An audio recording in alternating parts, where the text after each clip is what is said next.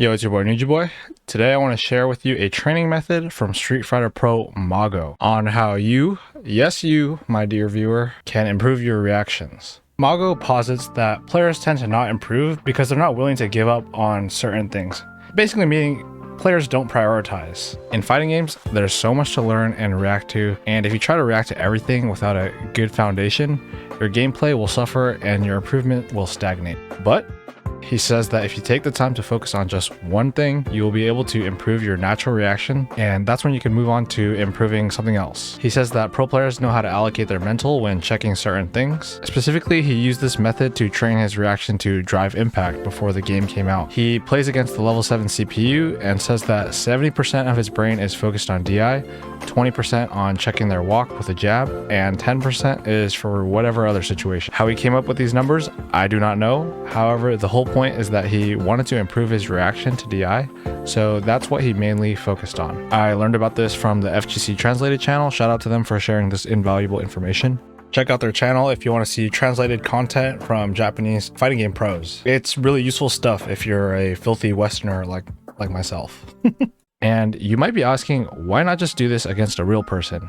I thought this too. Why play against a mindless bot? Then I realized that when I play against a real person, I'm not disciplined enough to focus on what I'm trying to learn. I usually just forget what I'm doing and think like, okay, I gotta murder this guy, and I usually just default to what I already know. I liken this idea to a concept in health and fitness called progressive overload. Basically, progressive overload is gradually increasing the difficulty of something over time to challenge yourself so that you maximize results. For example, in the gym, if you've been working out for a while, you wouldn't bench just the bar for months and months expecting to see results. Conversely, you wouldn't jump up to 225 expecting to do it right away. You want to find the sweet spot that challenges yourself, which allows you to increase your strength over time. Similarly, you can't just grind in training mode expecting to get better, and when you enter a real match, there might be too much to look out for that you might forget what you're trying to do. Fighting a CPU is a good middle ground that lets you up the difficulty from training mode, but also focus on what you're trying to improve. By playing the CPU, I can get more reps in because I don't care about winning, which will help you and I improve in the long run,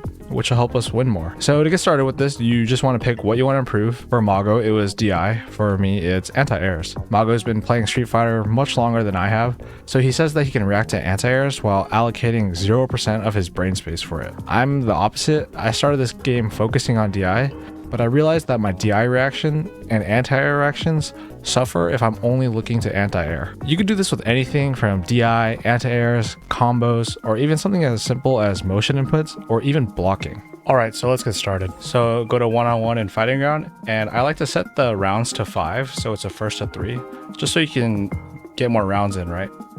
That being said, I'm just going to do 3 rounds just for brevity, but you get the idea. Then pick your character. I would pick like someone simple like Luke or Ryu to start.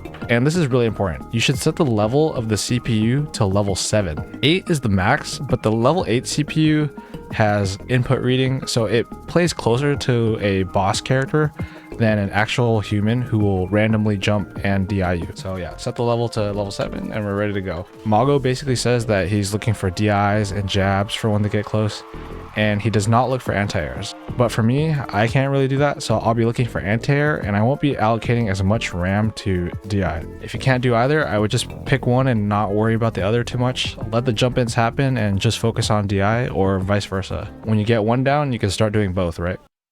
So yeah, we're just trying to not move too much, just try to check them when they walk close, and just focus on what you're trying to do, right? See, I got the first DI. I'm looking for a jump. Jump. Okay, very good. And it helps to, keep verbalizing what you're trying to do. See, I missed that one. It's okay. Jump again.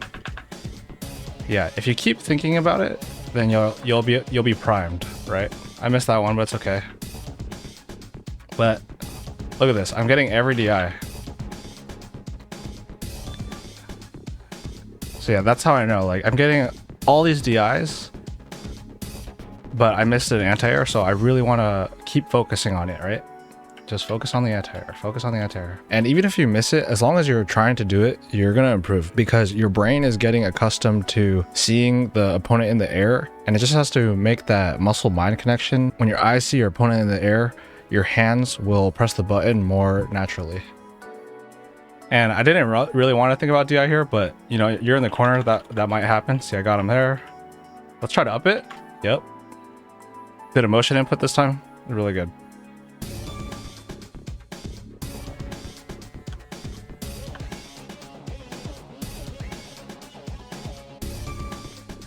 And yeah, just like that. So yeah, we're only going to be doing 2 rounds just for brevity's sake. But yeah, that's kind of the idea, right? Just think about whatever you're trying to do, and verbalizing it helps. If they're trying to jump, be like, oh, they're gonna jump, they're gonna jump. I know they're gonna jump. I'm gonna anti-air this ass right now. They'll keep jumping over and over with no remorse. So this is another benefit to playing against the CPU, as opposed to a human who might adapt. You know, if they get anti-aired a bunch of times, maybe they'll stop jumping and then you won't be able to practice anymore. So closing thoughts, playing against the CPU is a great way to incrementally improve your skills in fighting games. This is a great method to add to your already existing regimen of training mode and online matches, no matter what skill level you are. If you're a beginner and are struggling with motion inputs in real matches, but can do them in training mode just fine, try out this method. If you got a nice long combo that you can do in training mode, but you fail to hit them when it's time to do it, go ahead and try this out. You can do anything so long as you prioritize and get in the reps.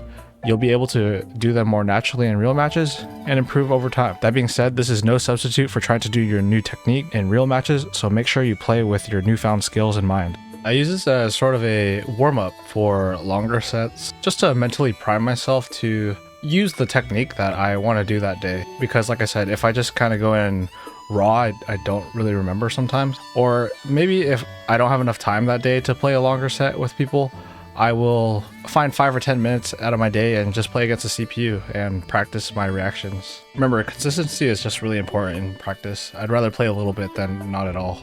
And that's the end of the video. If you found it helpful, please leave a like. It helps a lot. And if you use it, please comment what you're doing and if you found it helpful. I personally have found this method really helpful, and I've seen great results in just a couple days, and I'm looking for more ways to implement it. So I'd love to hear what you guys are using it for.